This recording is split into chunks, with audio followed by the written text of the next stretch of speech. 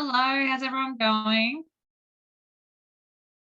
We've got Karen and Sol, I believe it's pronounced.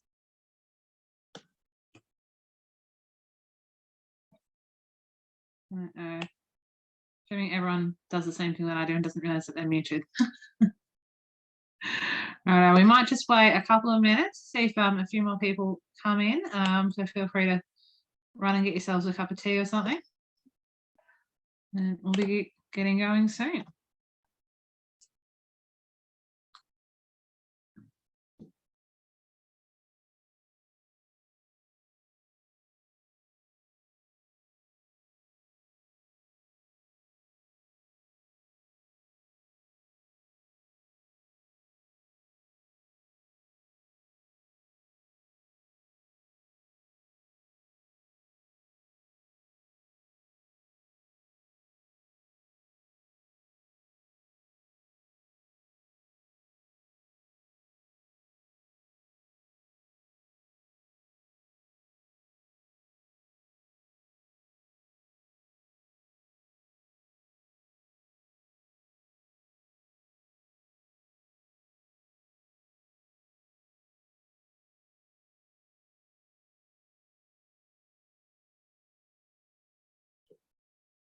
Looks like we've got a couple more people, so we'll start soon.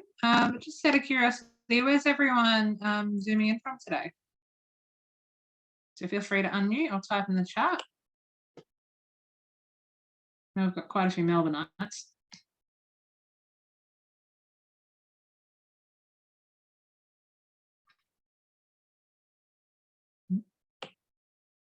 Is he kooky?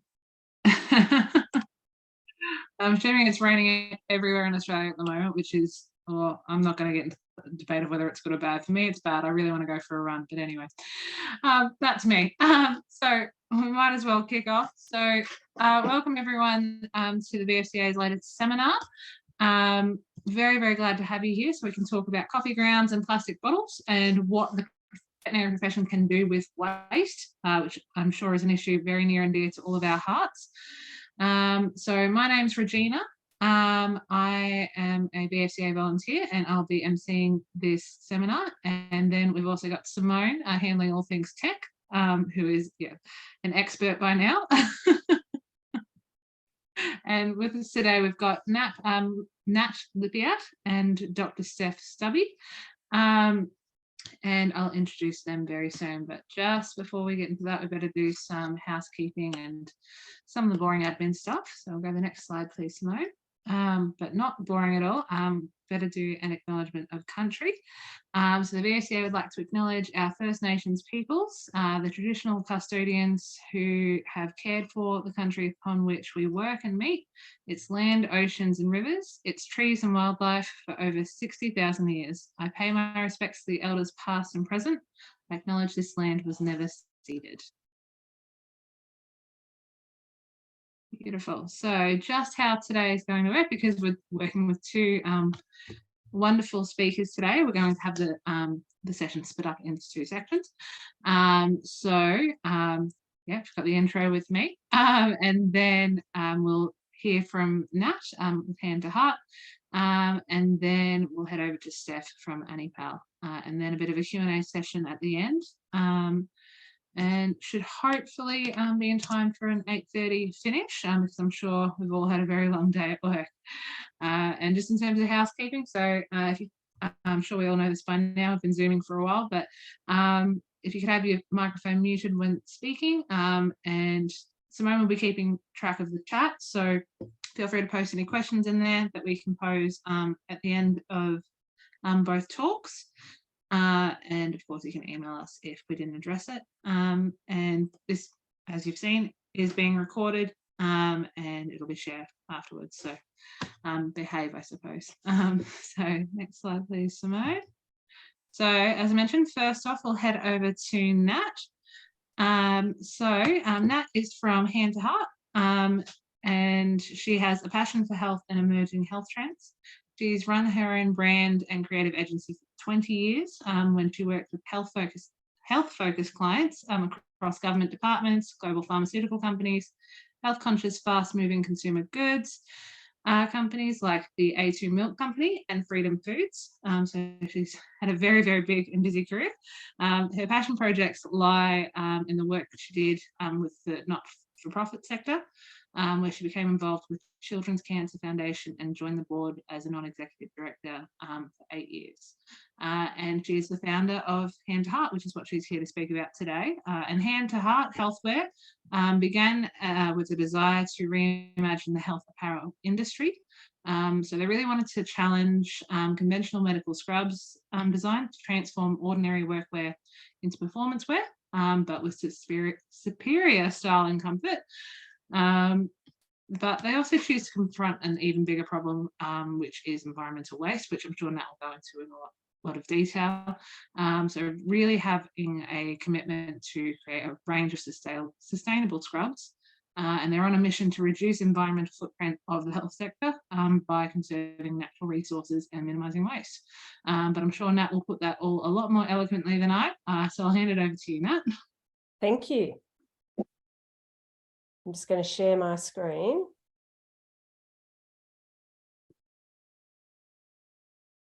And we will get going. Okay, how's that? Is everyone seeing that introduction slide? Fantastic. Okay, so thank you for having me today. It's a great opportunity to talk to an audience which is really engaged in the subject, and our subject being sustainable scrubs. So we are the first business in the world to have sustainable scrubs. And we're here today to tell you a little bit of our story. We've just got a nice little background from us, but I thought we'd start with who we are. So the business itself was started by myself and also my business partner, Kim Lee. And the background for both of us is quite different. I was just introduced as the person that had a brand agency that was in the fast-moving consumer goods space and delivering health messages to businesses. And that might have been pharmaceutical companies as well as not-for-profit organisations when they were looking for their cut-through and how they could really make a difference in their space and take their messages to market. And when I finished that agency after 20 years, I decided I wanted to do something different. The thing that was really clear to me was that I really loved being in the health space, and particularly with my role on the Children's Cancer Foundation. The co-founder of the business is Kim Lee, and Kim and I know each other from school. Our daughters go to school together. They're in year 9 now. They've been together since they were in prep. And Kim's background is that she was in the fashion industry, and she was manufacturing garments for some of the biggest brands, including Country Road, Scanlon Theodore, and then also Victoria Police and workwear as well, including scrubs. And we came together when Kim said to me that she'd seen an opportunity in the market, in the health market, and sort of came and spoke to me about brand, and we sort of started speaking from there.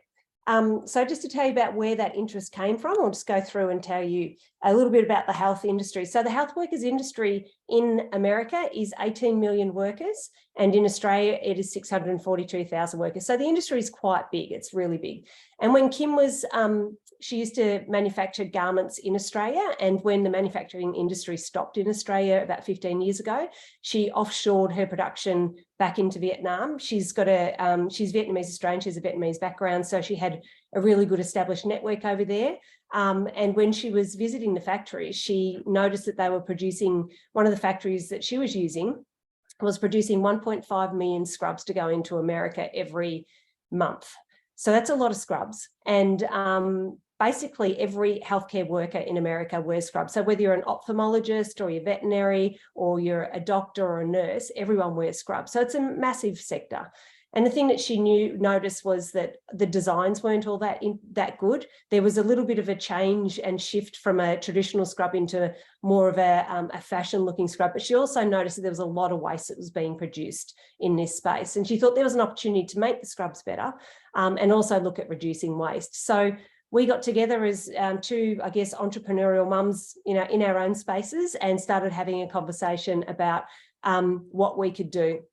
And as we started designing and working on the scrubs and thinking about the function of the scrubs, this thing happened to us, COVID. And as we all know, this was a big, big game changer for everyone. So the elevation of health waste became a part of everyday life. You could walk through a park, you could walk down the street, and you could go to the shopping centre and you would see masks spilling out into our streets and into our gardens and waterways. And we also started talking about PPE, and we started talking about masks, and all these things that we hadn't spoken about before outside of the health space was suddenly in our everyday language, and it was in our environment around us.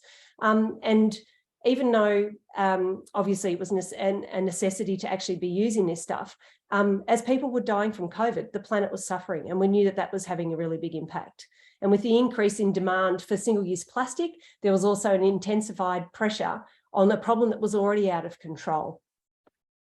And most people have probably heard about this enormous plastic island that floats between California and Hawaii. It's basically accumulation of waste from the ocean that gets pushed together from all the different currents that are coming through the ocean, and it gets circulated and put into an area. And it's actually 2 times the size of Texas and 3 times the size of France. So it's enormous. And this is the problem that existed before COVID happened. So there's 1.8 billion estimated pieces of plastic floating on this island, and there's tens of thousands of marine life which are affected by it every single day.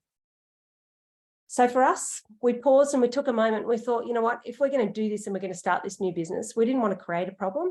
We wanted to solve a problem. And that forced us to think about what we were doing. We know that the healthcare industry is a high user of single-use plastic, and that's not by choice, that's by necessity. Plastic is obviously very durable, it's very cheap, but it also prevents things like disease contamination. It's in a fast-paced environment like an ED department, it's extremely necessary. But we also know that there's a desire to get rid of it in the health space as well. So we made the decision, and our mission, that we were going to actually change what we were doing, and we were looking at doing the scrubs, but we decided that we would actually focus on a mission to shrink the environmental footprint of the health sector. And how we were going to do this was by conserving natural resources, by minimising waste, and making decisions at every step through our business that was going to count with the environment. So we do this in 2 ways. We do this with our sustainable scrubs, which are made from 100% plastic and coffee grounds, that's the fabric.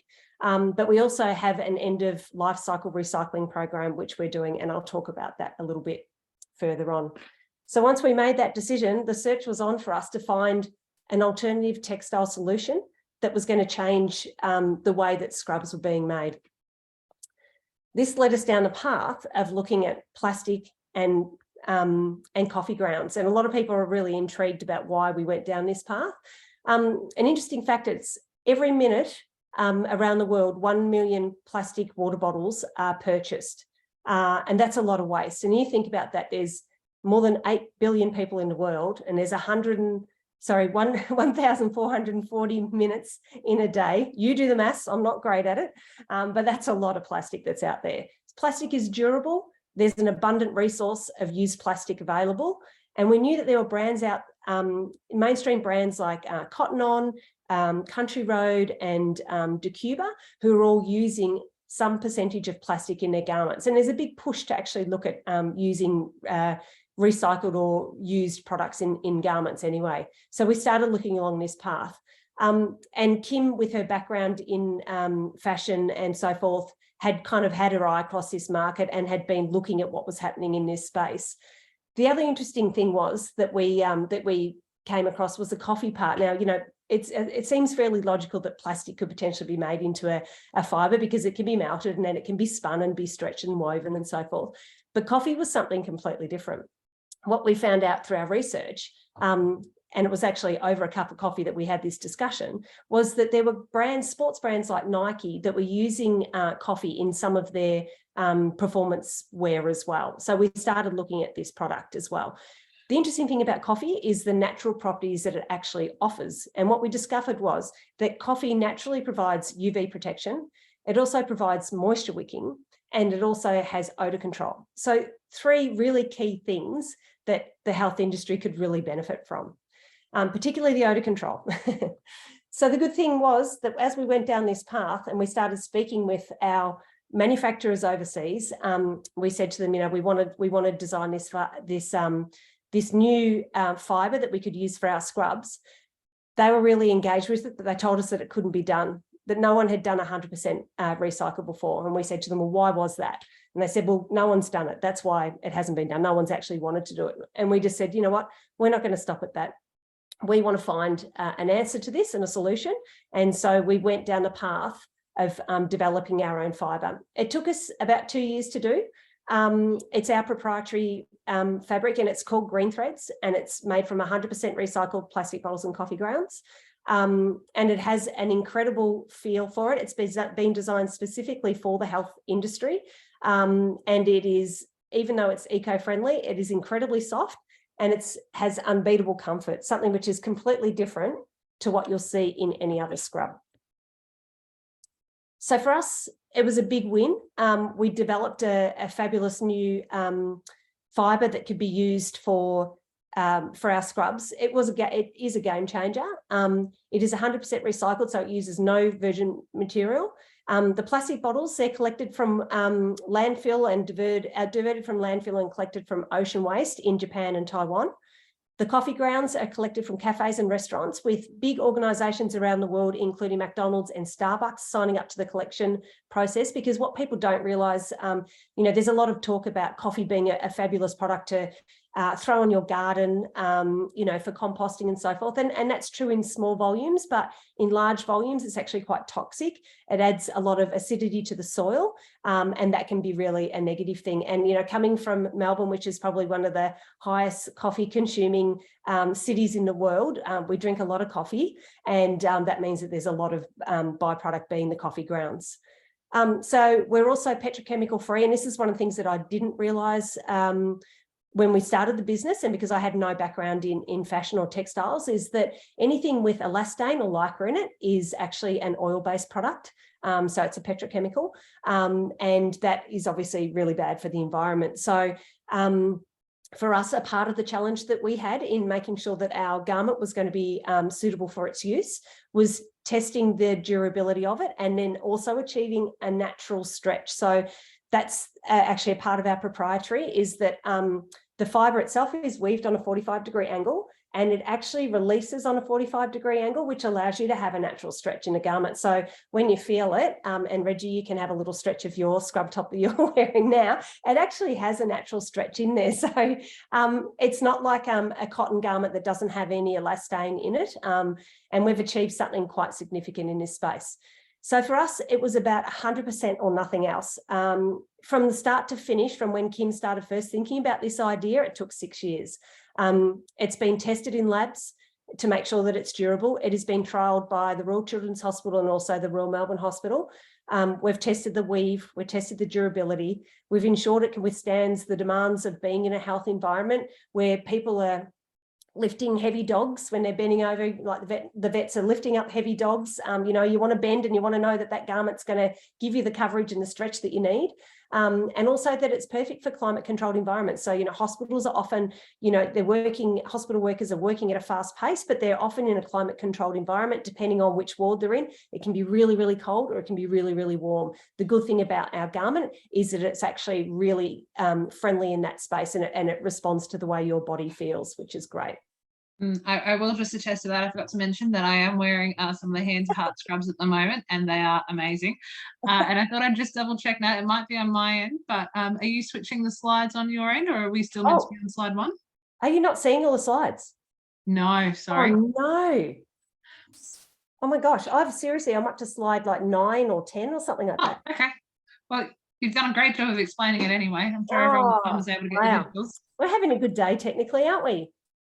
I'm so sorry, everyone. I don't know why it's not working, but it's certainly working at my end. Anyway, I'll keep talking. I hope I'm entertaining enough. Yeah, carry on. So in terms, do you want me to stop it and then go back in to see if that makes a difference? Or yeah, give it a crack. Okay. All right, so let's just stop sharing. We did have a little technical glitch earlier. Apologies, everyone.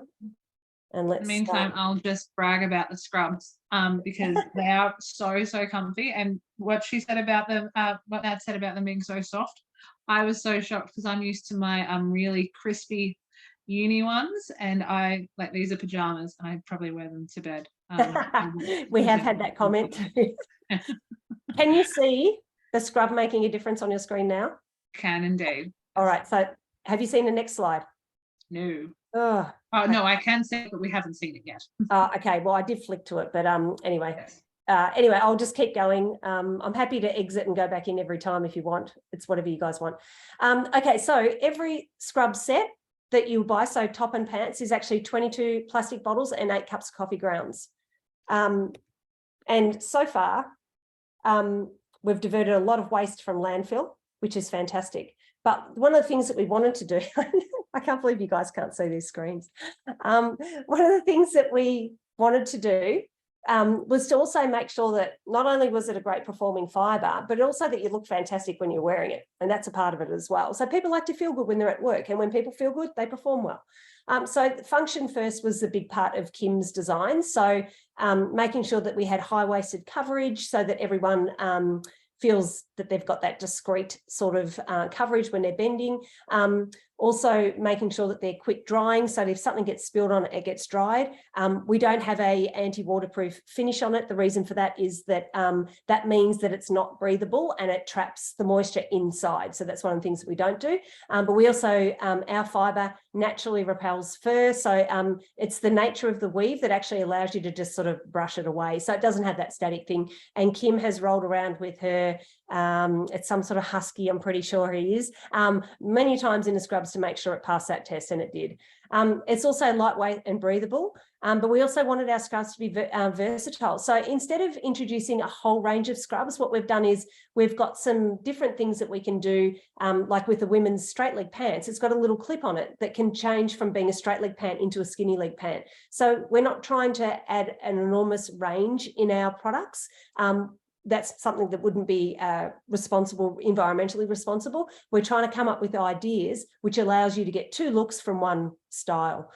Also, we're a very inclusive brand, so we cover sizes for women from 4 to size 22. So there's a really large sector there. And for men, we're in extra small up to 3 extra large. And another part of the designs is making sure that we had less waste. So everything that we considered when we were designing the garments was to make sure that we had a less waste approach. And for that, we mean things like the waistbands and the ankle bands on the jogger pants. Instead of them being made from a ribbing, which like a lot of other products do, it's made from the same fabric that the rest of the scrub is made from, which means that we're producing less waste and we're able to use offcuts in a different way. That means that we've got so much less that's ending up at the end of the production, but also all of our offcuts get sent off for recycling as well. So that's an important part of what we actually do too. And now my screen has stopped working, but here we go. Can you see that change or not? Oh. Yes, yeah, it's great now. Hallelujah. All right, we're rocking and rolling, and that's good. Okay, so the next problem for us to solve was that if we're introducing a product to the market, that means you're getting rid of something. So you've got an old scrub that you're getting rid of, and we know that only 1% of uniform waste are recycled. The rest of them end up in landfill because you can't take your old scrub set to Vinnie's or St. Vincent's de Paul's and get them to hand it on to someone. That's not going to happen. People are not going to wear them for a pair of pajamas. So we sort of thought, what are we going to do with that? If we're going to offer a sustainable product and an eco product, we need to answer the next problem, which is trying to take back the waste that's actually been produced, so the old scrub set. So we know that end-of-life uniforms account for an estimated 11 tonnes of waste every year. 11,000 tonnes of waste every year. That's equivalent to 50 jumbo jets. It's a lot of waste, and we're just talking about uniforms. And for those people who don't wear uniforms, each Australian buys on average 27 kilos of new clothing every year, but they discard 23 kilos into landfill. Again, that's an enormous amount of waste that's hitting landfill. So we decided that the next part of our business was to introduce the product circular economy into our space. So what we've done is we've put together a program where people can purchase our scrubs. They can recycle any scrub. It doesn't have to be ours. It's any scrub that they've got. It gets taken off for sorting. It gets created into new fibres or into new products, and then it hits the market as something else. The challenge from us at this point was to actually find ourselves a textile recycling partner, because we're not we are not textile recyclers. We have an interest in the space, but we weren't in that space. So we spent a long time trying to find the right partner, and we have partnered with Textiles Recyclers Australia, and they're actually a part of our program, which is called Operations Green Scrubs. So that was a really important part from us, because we wanted to have a recycling partner that had a really good reputation, but also that they were really transparent about what their processes were. So they can only recycle a certain percentage of waste in Australia. And that comes down to capabilities, technical capabilities, what we can actually do in Australia, but also, you know, I guess the funding that comes to actually do it. And the government's doing more, but they're never doing enough in this space. Textiles Recycling Australia have a partnership with the University of New South Wales, and they're turning old fibres into things like ceramic floor tiles. So when people are going for government contracts and they've got to have a percentage of sustainability in it, they can order ceramic floor tiles for around pool decks and so forth, which are actually made from recycled fibres. The stuff that they can't recycle in Australia gets offshored, but they have a fully transparent process, which they have with their overseas partners, and they track every part of it and they get full reporting back on it. That's a really important part for us, because we're going out now, and a lot of the time that we're spending is around education as well as selling scrubs. And we are educating and enabling businesses and individuals to be a part of this. So our Operation Green Scrub program works in two ways. We have our consumer who can buy a scrub from us online, and then they find out about our program, and then they pay to have their garment sent back to us. So they take it to Australia Post, they pay for the shipping, we pay for the recycling. So we collect it and we take it off recycling, and we wear that as a business. In the business to business space, so hospitals and you know, small businesses or practices, veterinary clinics, what we're doing is we're encouraging them to centralise their collection of old garments and then collect them for pick them up and then take them to the recyclers for recycling. This is a really important piece, because a lot of businesses are struggling to find new ways to bring sustainability into their workplace, and they're literally got their staff knocking at their doors saying, how can we do more? But they don't know how to do more. So this program is really important to us. We are connecting and making a difference in this space and really sort of helping this shape and grow. And it's in its early days, but we know it's going to be something fairly significant.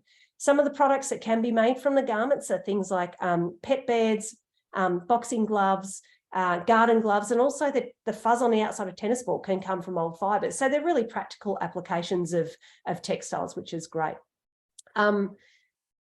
One of the most interesting things is that we're finding that the sustainability managers that we're speaking to, they're all at the table of the big executive decisions these days. So previously, in the last sort of 10 years, they were an add-on to a business. They are now at executive level, and they've been brought in at board level to actually make some really key decisions in the big hospitals. And, you know, the hospitals are literally funding more staff, and they're looking for programs, and, you know, because they don't know where to actually find new opportunities for bringing sustainability into their workplace as well.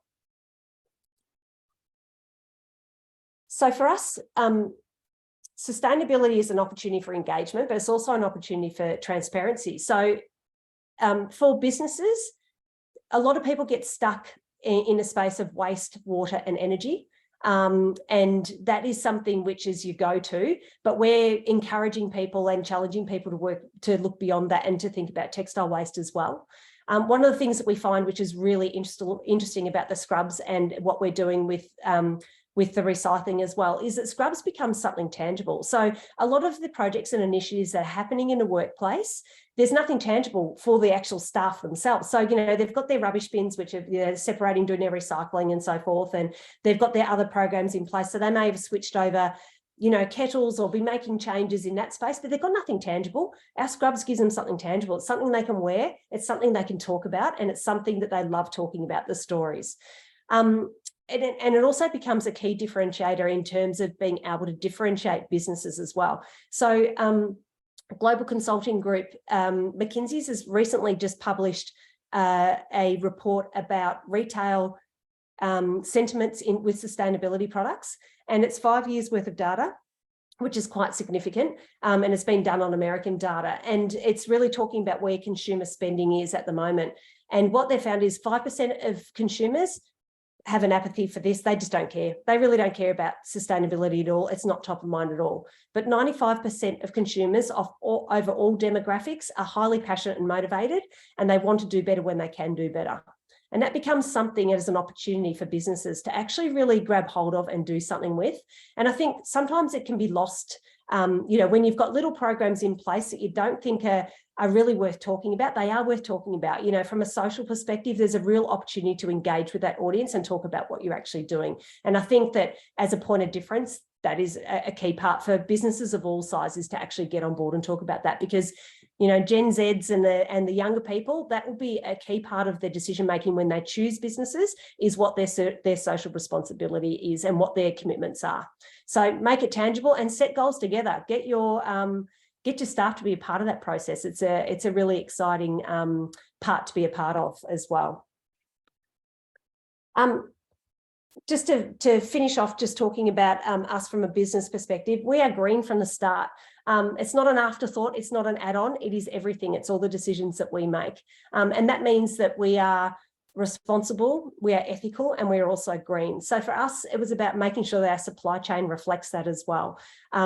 So we have our factories, which are RAP certified, so that's ethically producing factories, and they're independently audited every year on that part. So we have that in Vietnam, and our manufacturing of fabric, which happens in Taiwan. They also meet the global recycling standards, which is also an independently audited global certification, which ensures that the waste that they're saying is in our products is actually in our products. So where it's come from, what it's been manufactured into, is being audited independently, which is a really key part of it. But also the sense of community. And one of the key things about the manufacturers that we have in Vietnam, the factories, is that Kim has a really long-term relationship with them. So this isn't new, it's new to me, but not to Kim. And a part of that relationship has been built around their giving that they give back to the community. So they do things like they give ambulances back to the community every year. They build hospitals. When COVID hit, they built hospitals for their workers because they knew that that was going to be a pain point in getting adequate healthcare in the Vietnamese, in a country like Vietnam is challenging anyway, but in a village, which is 4 hours out of Ho Chi Minh, it's a really challenging proposition. So the owner, who's actually in that photo there in the centre, Tom, he built that hospital and made sure that his workers were okay. They build bridges to make sure that workers can get to work easier. And he does things like he offers affordable housing at interest-free rates for over 20 years for the workers in his staff. Owning a house in Vietnam when you're working, in a manufacturing business is really challenging, but he's actually enables that to happen. That's a really key part of making sure that we've got the right type of people that we're dealing with as well. So just to reflect on something that Paul McCartney, a quote from him, there must be a better way to make the things that we want, a way that doesn't spoil the sky or the rain or the land. And I wish there were more businesses that were asking this question, but we live in a generation now where more and more are starting to happen. And at the end of the day, we're doing it for our kids, the legacy that we leave behind. From Kim and my perspective, we've both got 3 kids. It's all about the legacy that we can do from them. And we're challenging other businesses to think about that too. We know that we are the first in the world to be 100% recycled, but we know we're not going to be the last. And we know that there'll be plenty of people that will follow us. And that's okay. We're happy with that. We hope that more people rise to the challenge and that they come along for the journey with us. So thank you for having me tonight to talk about this. And we do have a discount code that we're going to offer for 15% off for anyone that would like to order some scrubs. And there's also free shipping over $100. And I will send that through via the right network, and that will come to you. And hopefully you can experience how comfortable they are for yourself. Well, thank you so much, Nat. That was amazing. Even in lieu of some of the slides earlier, but you did very, very well. I just thought you were very, anyway, did great. Thank you. So we'll save the questions for Nat until the very end of the talk. So we'll head on over to Steph next. So just a bit of background on Steph. So Dr. Steph is a vet and founder of Anipal, which is an organisation founded as a vehicle to rethink and redesign the everyday things we use in the vet and pet industry. To enable pet owners to drive positive, sustainable change. She grew up in rural Australia and then moved to Melbourne to study science and then the DVM, whilst working at an agtech accelerator, which fueled her curiosity in sustainable farming and proteins. While working as a vet at the RSPCA in Victoria, Steph founded Anipal, which has now grown to be a trusted brand, providing natural and sustainable health solutions to pets. So it was while she was at the RSPCA, and she might go into more about this, Steph became increasingly aware of and concerned about the effects of climate change and plastic pollution on the environment and wildlife, both globally and locally. So having grown up near the Murray River and witnessing the damaging impact of waste plastic. You can stop there. Sorry, I deleted all that. I deleted all that stuff, but it obviously didn't get through. Yeah. No worries. All right. All good. I'll just hand it right on over to Steph. I'll run through that in the presentation. Awesome. You did a riffing job there. Oh, thank you. All right. No one heard a thing. Over to you, Steph. Thank you so much. Let me just share my screen with you guys. I think there was, I doubled up there, so I didn't want you guys to have to sit through multiple things. So touching on Anipal. So I'm hoping you guys have got my screen, the Anipal screen. Great. Perfect. Look at us go. Okay. So thank you all very much for having me here today to talk about the journey. As mentioned, Anipal was founded to provide vets and animal owners the tools to drive positive and sustainable change for our industry, with the aim to result in improved health outcomes for pets, wildlife, and the planet. But to better explain Anipal, I'm going to I'm going to play this video because, as you can see, at this time of day, my brain doesn't work at great speed.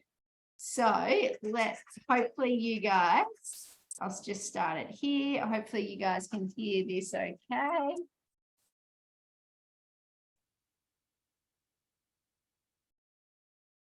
I think you might need to turn it up for us, Steph.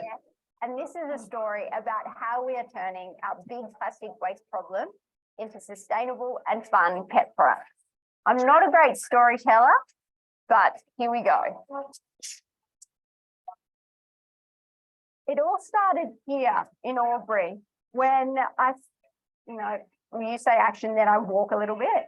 Yep. It all started here at my home in Albury when I realised that the plastic we see in the river, our environment, and our oceans can actually be collected, cleaned, and turned into amazing pet products.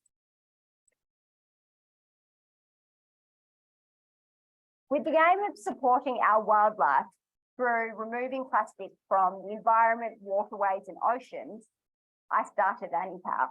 It turns out there is a lot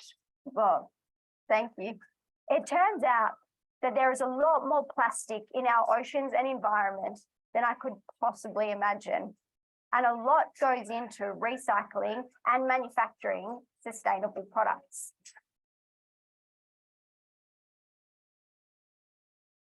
Fortunately, along the journey, I've met some amazing people who've taught me the life cycle of plastic.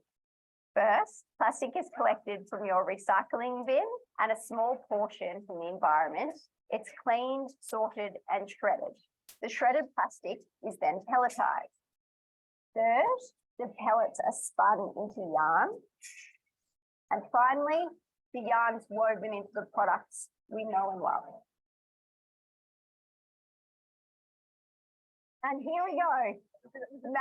Maybe do a lob. Here we go. Dog collars and leashes made from recycled plastic.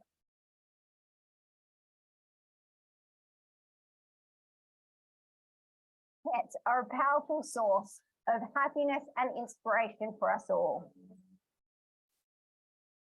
As I'm sure you know, numerous species of our native wildlife are threatened. They need our help and that of our four-legged positive pets. This is why we're celebrating native wildlife on our collars and leashes.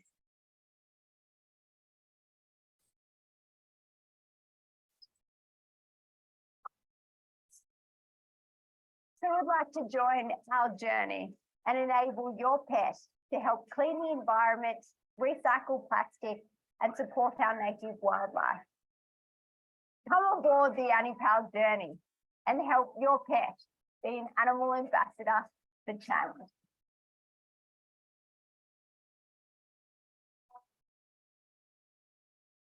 All righty, so hopefully you guys heard that okay, and you're able to get a bit of a background on where Anipal started. That was our first range of products, and just like Nat and Kim a little bit, well, Kim had a lot more experience in clothing and fashion, but Nat and I coming in completely fresh, had absolutely no idea, but you do meet amazing people on the journey and you just ask them questions and they're normally really happy to explain their industry to you because that's what they do every day and they take pride in it. And so they're really happy to have good long conversations with you and help you out on your journey. So that's that was the starting point. And then there we go. Whoop, no.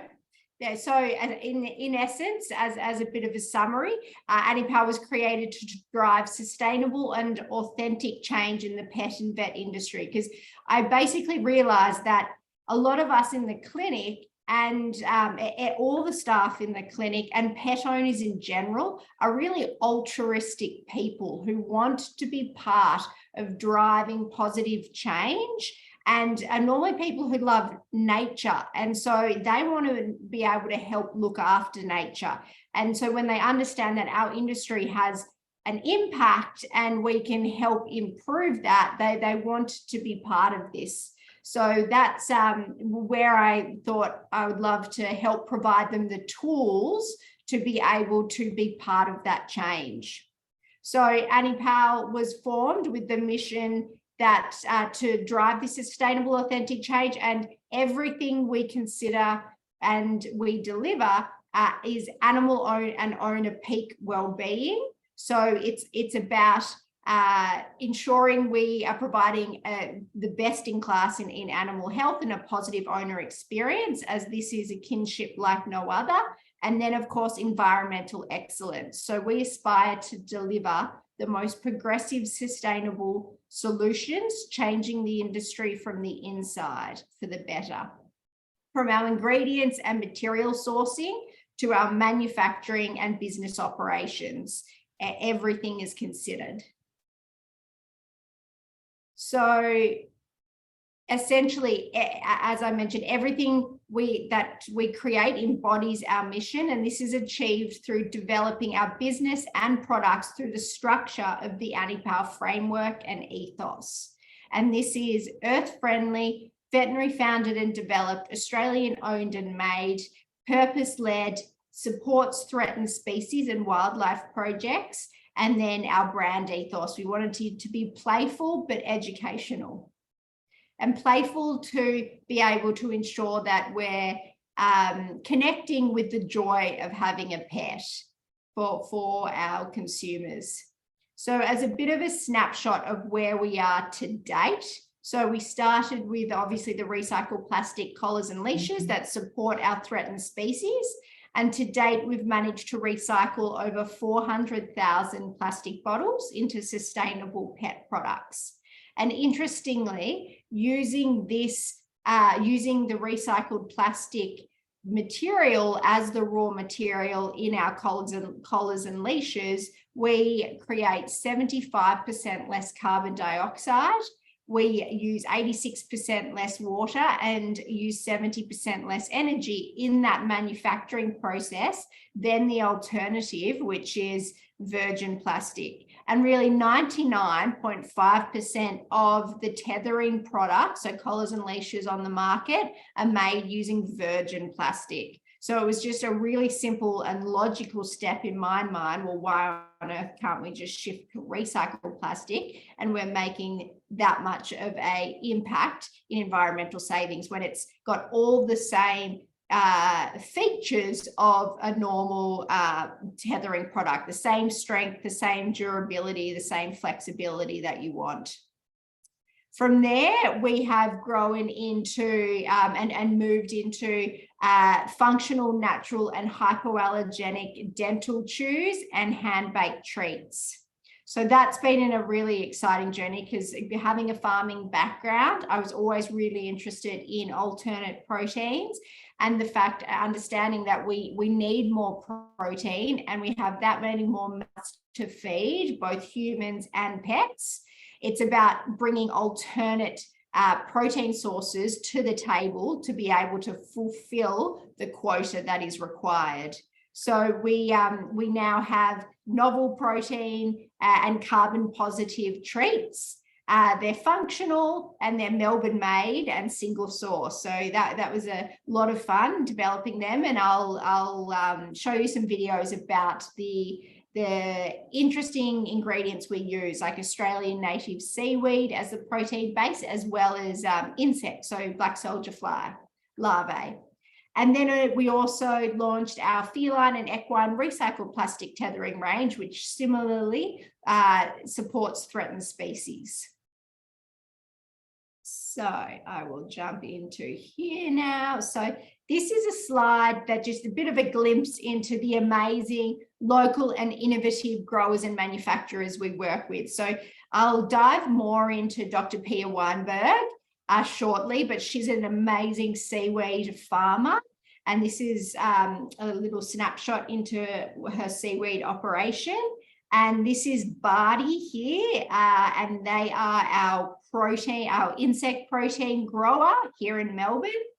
They use food waste as the feed source for the insect. And insects are just as nutritious as chicken or fish, any meat, and have a really a nutty flavour.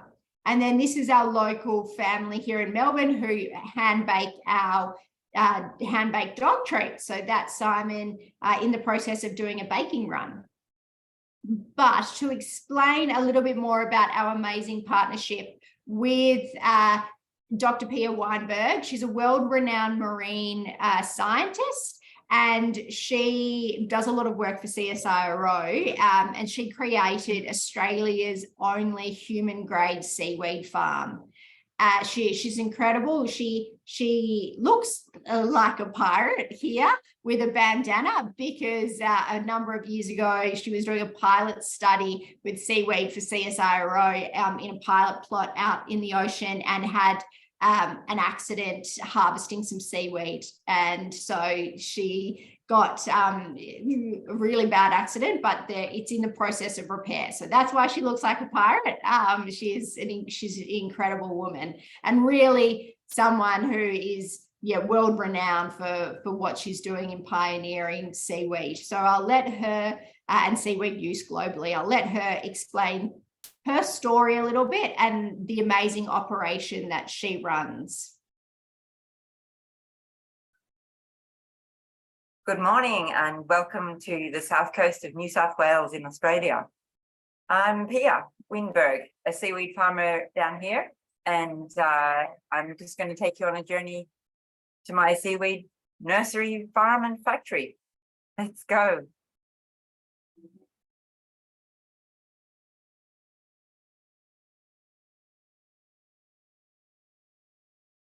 So this is our seaweed nursery. This is where we grow and keep our starter cultures that we use to take out to our farm. We work predominantly with Australian-only species, and we farm in Nowra on the south coast of New South Wales. Our seaweed farm is next to a large distillery where we capture carbon dioxide and we can grow our seaweed very fast, 50 times faster than other land crops in these pools. We've been running this farm for about 5 years now, and proven how we can grow the species at speed, how we can make the water that we release back to the coastline cleaner than what we brought coming in, and how our biomass is rich in protein, about 40% protein, lots of exciting polymers that we're using in bioactive product. We make our seaweed into a range of ingredients, including whole seaweed. We do extracts, we do protein fractions, and we make a range of products with them. We've got a whole lot of different processing methods, trying to get seaweed into food and different products for people to use every day. Some of our protein fractions can get up to 60% protein, and we're looking at supplementing other plant proteins in the world with special marine-based nutrients, including the B12 that's pretty rare in plant proteins, and bioavailable iron and things like that. We also do extraction processes where we pull out specifically some of the exciting polymers in the seaweed, and we make a range of food products, from pasta to supplements with our extracts. Here are our supplements that we make for sea fibre 3. We've done 2 clinical studies on this product. Some of our favourite best-selling products, though, are things like corn chips.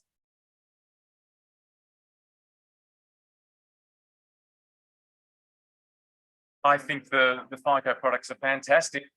I'll stop it there, but it's pretty incredible what she's doing, and we are her partner with using her amazing seaweed extracts, and particularly the phycote, which is really high in protein and a whole bunch of minerals and omegas. We use that as our protein source in our treats, so in a number of our treat lines. So that's carbon positive, it's a novel protein, really gentle on stomachs and highly digestible. So it's really exciting what this space can offer. So a few seaweed facts. Seaweed is the biggest aquaculture crop by biomass globally. And a lot of that crop is actually mostly used for food already, particularly in Southeast Asia. Pia works with a particular Australian native seaweed that she actually found, and has really brought a whole bunch of new seaweeds into the science world. She, as I mentioned, is Australia's only human-grade seaweed farmer, contains 40% of complete protein, that's the whole seaweed, but we use an extracted version of that. It has naturally occurring vitamins, micronutrients, and fatty acids, and omega-3s, rich in bioavailable iron, magnesium, and B12. Seaweed is also known as the king of fiber. It has glycosaminoglycans, with a lot of us in the clinic know that these are really essential for connective tissue. And chondroitin and glucosamine, well, chondroitin is a glycosaminoglycan, and it's a supplement normally used to help support joints. And glucosamine is a component used in connective tissue. So in the seaweed, it's a different type of glycosaminoglycans, but those elements are really great for connective tissue, but also fantastic as a fiber for stomachs, humans and dogs. Each kilogram of seaweed has captured 1.5 kilograms of carbon, and it's incredible. Coastal marine systems can absorb up to 50 times more carbon than land-based forests, and 50 times more seaweed can be produced in a hectare than wheat, and 10 times more protein per hectare as per a cattle farm. So I'll just jump to the next slide. So I'll just explain which of our products quickly we use the seaweed in. It's these first 3 products. We've had a bit of a brand update recently. So if you knew Anipal in the past, the packaging looks a bit different now. but it's these first three products. We have Pia's seaweed in. The first one is the Calm Dental Sticks for anxious dogs. So the main fraction of it is Pia's seaweed. We also then have chamomile, turmeric. We've added extra algal omega-3 and 6 because a lot of us in the clinic know how incredible these omegas are for joint and for skin and for anxiety for pets. So we've added in extra there, flax seeds and active dental ingredients to biochemically help support dental health. So that's the Calm Dental Stick. We also have the Grow and Train Puppy Dental Stick, which uses, again, the novel protein Pia's seaweed, algal omega-3 and 6, calcium and active dental ingredients. And then we have the Calm Treat for anxious dogs. So that's the hand-baked treat with seaweed, chamomile, turmeric, algal omega-3 and 6, and valerian root. And then the next novel protein we use in a hand-baked treat is black soldier fly larvae. So this is, again, it's going to be much more widely used in products both for animals as well as humans moving forward. In the US, cricket protein is used a lot in both human and pet, and then in Europe, black soldier fly larvae are they're the biggest growers over there. So Australia, we're always a bit behind, unfortunately, in the sustainability movement. Europe, amazingly, is 5 years ahead of us, 5 to 10 years ahead of us, but that's mainly from government. Their policies are much more advanced than ours. So when you want to look at the future, you can look at the European market. It's always pretty fascinating. But to explain the amazing features of insect protein, I will run you through this video. There's a lot of pet stores who have been ordering their pet food, both from overseas and local companies, and they literally can't stock their shelves because there's not enough protein to make these foods. New proteins are also emerging. Steph Stubbe is a qualified vet and dog owner. She's making pet biscuits from insect protein. Domestic green waste from Melbourne is composted by millions of black soldier fly larvae at this factory. And of course, what drew me as well, on top of the nutritional excellence, is the environmental footprint. So they require 2% of the land and 4% of the water to create a kilo of protein versus cattle to create the same kilo of protein. So it's pretty fascinating, and they're 12 to 25 times more efficient at converting feed to a kilo of protein versus cattle. So and it says a lot, and I'm from a beef farm, so I'm an advocate of the red meat industry, and I love it. And this is just this can complement the protein supply to the pet food space. The nutritious larvae is mixed with seaweed for the biscuits and to produce high-grade fertilizer. We have tools that we can use to help the industry meet this demand and meet it in an ethical, sustainable and nutritious way. It's just about bringing all those options to the table. Okay, so that's just a bit of insight into the black soldier fly larvae. It is an incredible nutritional powerhouse, and also a powerhouse in how productive it is as a source of protein. So black soldier fly larvae are just as nutritious as chicken or cod, with up to 50% complete protein, a rich source of essential fatty acids, high in vitamins and minerals, including calcium, zinc, and phosphorus. And black soldier fly larvae require 98% less land.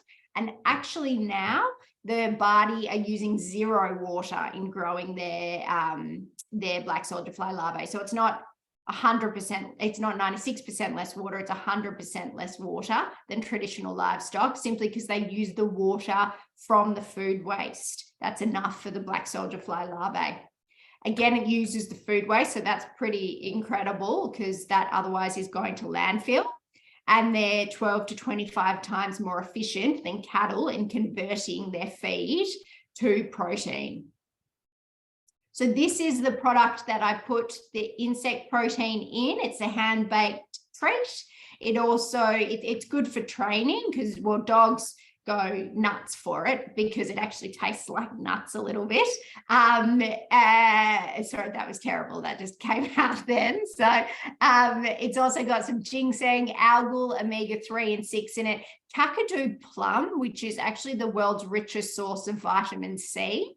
I got really excited when I discovered this and then had to include it because it's such an incredible ingredient. And then Manuka honey as well.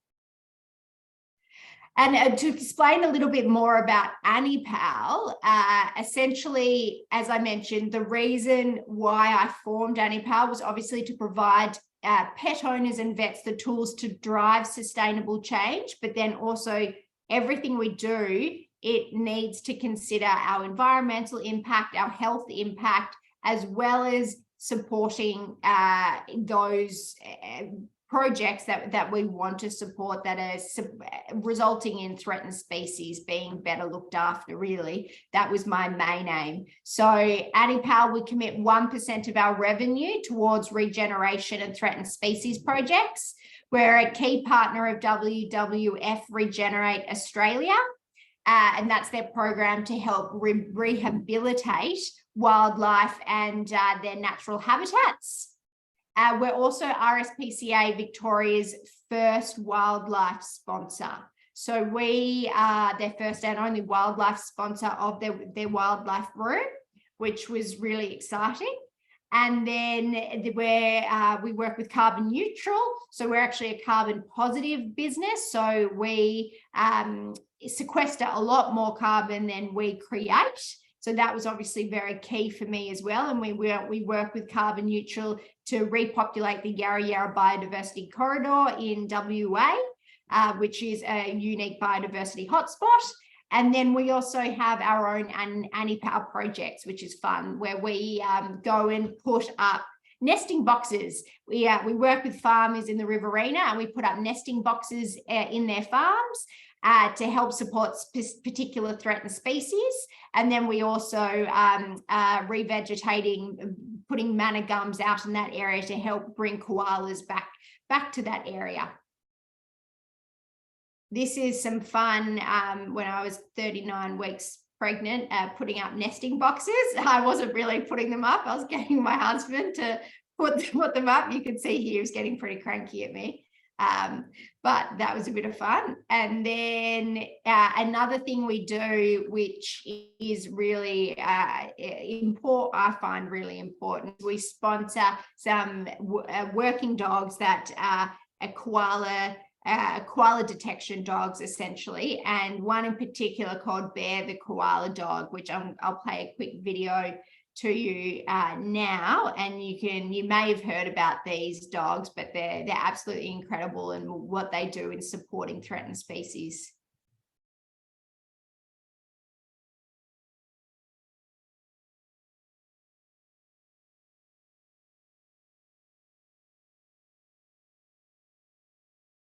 Bear is 5 years old, approximately. He is a rescue, so give or take a year. Technically, he's a working dog, but we do treat them like pets just because they've been through the rescue system.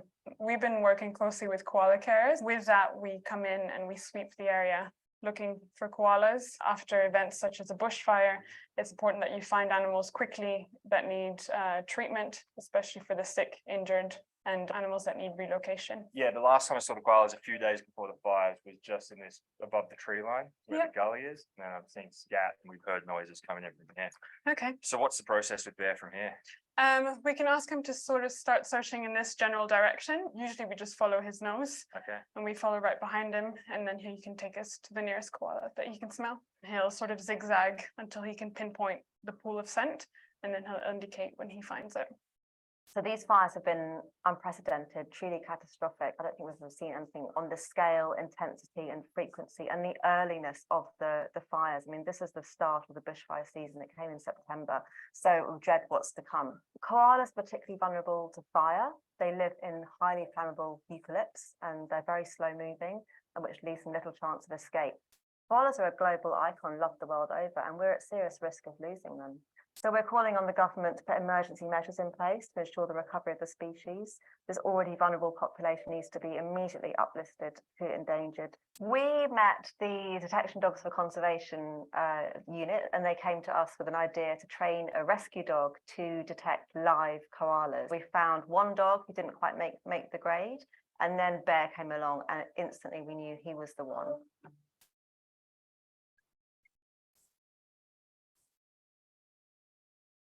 So I'll stop there, but they're a pretty incredible organisation that Anipal works to support. So that's our, the sales of Anipal goes directly into supporting threatened species. So that was critical to the reason we created Anipal. I'll just do the next slide. So that's a little bit of an interview about Bear. As you can see, I'm a ginormous fan of Bear. But what's next for Anipal? Essentially more future protein fun. I'm working now with an organisation called Martin and Pleasant, who are leaders in the natural health space in humans.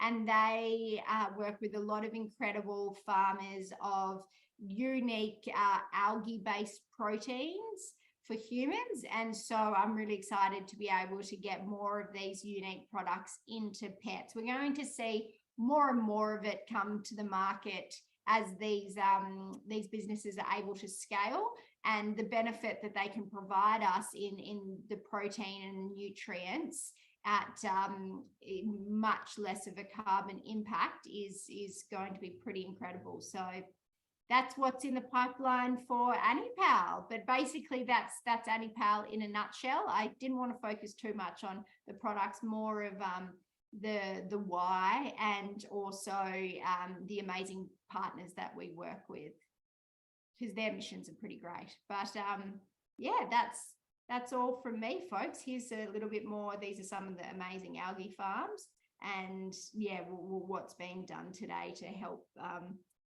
food shortage around the world. Beautiful. Thank you very much, Steph. That was amazing to hear about. Seaweed just seems to be doing an endless amount of good. So on that note, we'll open up the Q&A. So if anyone has any questions, feel free to type them in the chat. Otherwise, just unmute yourself and ask away. We've got plenty of time for questions. I'll kick off maybe. First question for Nat. I suppose a lot of vet clinics often have, they want their uniform personalised. Is the material of your scrubs, can it be embroidered on, or I don't know, Can you iron a patch on or something? Yes, good question. So we do actually offer embroidery services as well. So that might be a name where someone actually wants to put, Dr. Steph on there, as well as have the branding as well. So yes, we do that. Cool. Awesome. And a question for Steph. Do you think the kind of seaweed and or insect protein is going to be able to be kind of upscaled in the near future to provide like complete dog food, or dogs probably, but pet food diets? Like, do you think there will be that capacity at some point? Like, I mean, treats are great, but like in terms of like, feeding dogs, that kind of thing all the time? Yeah, absolutely. And there is capacity now, I would say, with Barty, is they're upscaling their farm now. And so in the next 6 to 12 months, there'll be a lot more insect protein online. And there's now quite a few more farms in Australia. But for example, in Europe, there is a wide variety of diets from different brands, including Mars. I love it how they're so strategic about where they introduce different foods according to the market. So they have already an insect protein diet in Europe, and they've launched one in Canada simply because those markets are more advanced in their as in their openness to this kind of product. We're a little bit behind in Australia, and our farmers similarly, just because they don't get government support and different things, are a bit more behind, but we're catching up. We know that it's good. We're going to catch up. I suppose it'd be like, I mean, from a clinical perspective, like a great thing to use as an elimination diet, because, you know, the chances that, I mean, I suppose dogs sometimes eat bugs, but the chances of being exposed to enough of that protein to mount an immune response would be low. So that'd be a super interesting, place in the market for it. Yeah, exactly. And you will 100% see that coming online more in the next little while, as well as seaweed, really good as elimination, great protein. Yeah. Cool, thanks. Lovely. Anyone else got some questions? You can post them in the chat. If anyone wants to post anything in the chat, I can read it out. Did you have any questions, Regina? I'm always full of questions. I'm so glad you asked, Simone. So my first one is for Nat. So you mentioned that Kim Lee, who I realise is in the chat as well, hi, has had the base in Vietnam and Taiwan with the manufacturer. So I imagine that's how that sort of got teed up.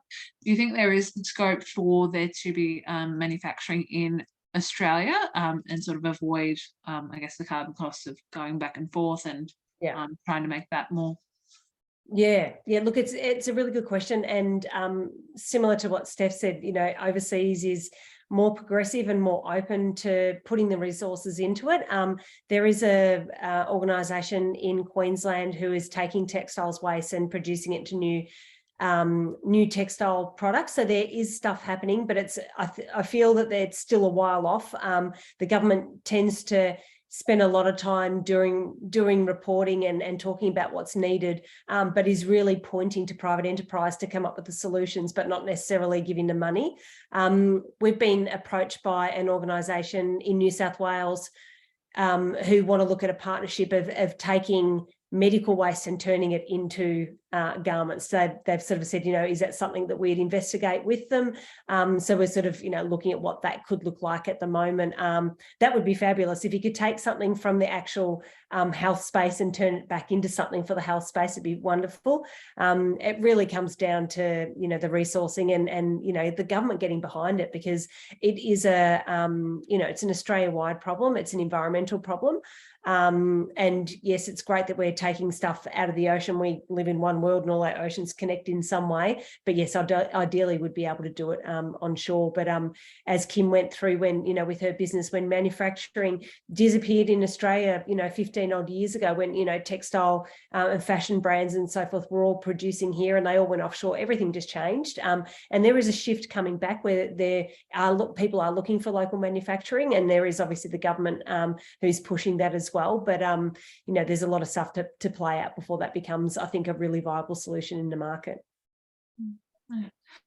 Yeah, well, both good and I guess bad to hear that we're not there yet, but hopefully it's coming. And then a question for both of you, and I think you touched on it quite a bit, Nat, but obviously it's incredible, both of your businesses, what you're doing from a sustainability and a climate perspective.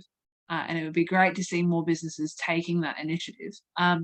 Do you see like brands like Cotton On and those ones really making a switch to going 100% recycled plastic in their products or that sort of thing? Or what do you think is going to be the thing that pushes them to do that?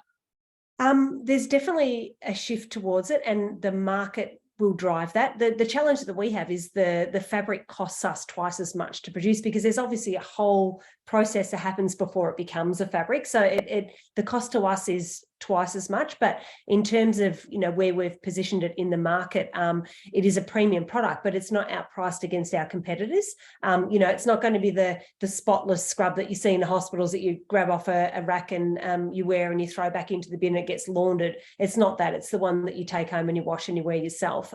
It is a much more premium product than that. But we've priced it to be affordable, and that's a key part of it, is that those fashion brands like Cotton On and so forth are still very much in the fast fashion place. And that's not us. You know, we've got that responsibility with, you know, releasing a limited range of colours and styles. We're not going to be producing a ridiculous amount. That's not who we are. And I think that while there is still that desire to sell, at the end of the day, that's what those brands are looking to do, high volume. There's going to be, you know, some shifts where they can, and there's other businesses that are, but no one's doing 100%. And, you know, we made that decision and it's been challenging, but, you know, it's something that we feel really passionate about. And we sort of figure, you know what, someone's got to have a crack at this and let's see who wants to follow. And, you know, we know there's others out there, they're saying we've got a percentage, but no one is declaring the 100%. So watch this space. Oh, nice. And your response, Steph? Very, very similar. I think a fair bit of it is, it's definitely market driven. It's a price point. So the recycled resin and the recycled raw material, just like Nat said, when I originally started, it was 4 times more expensive. And so Anipal has always been not a mass market product. It's been a premium product simply because my raws cost 4 or 5 times as much. And then that's not even considering the time that like Nat and Kim and I would have invested to actually develop these supply chains as well.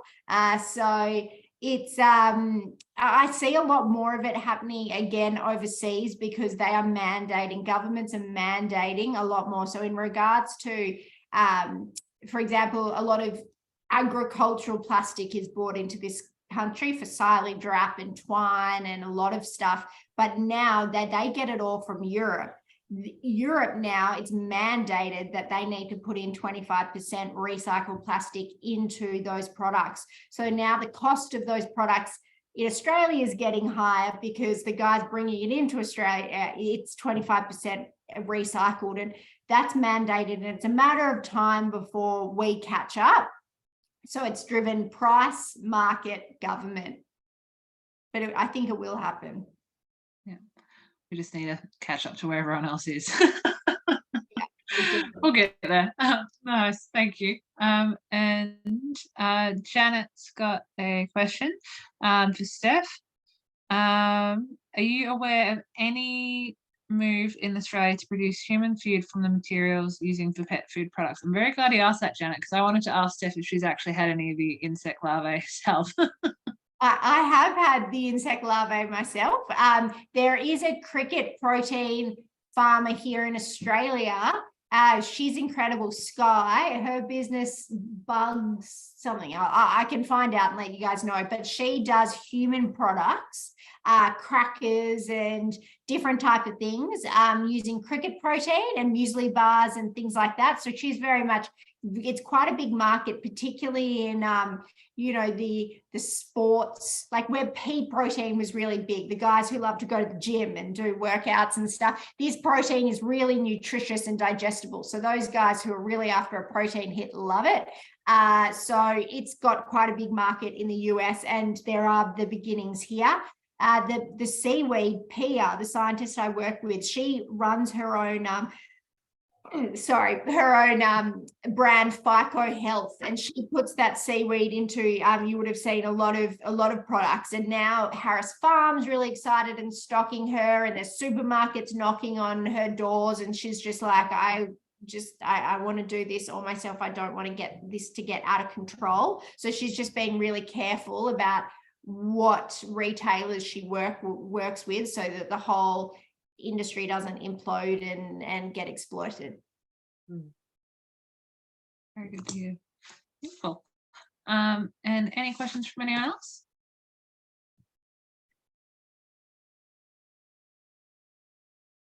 No? I definitely recommend you look up FICO Health. Pia's stuff's great.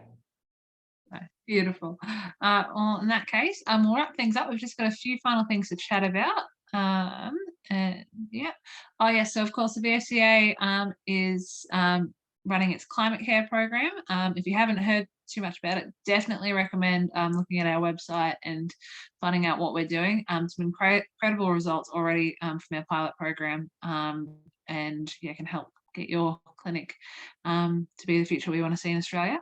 So yeah, can definitely discuss a bit more about that.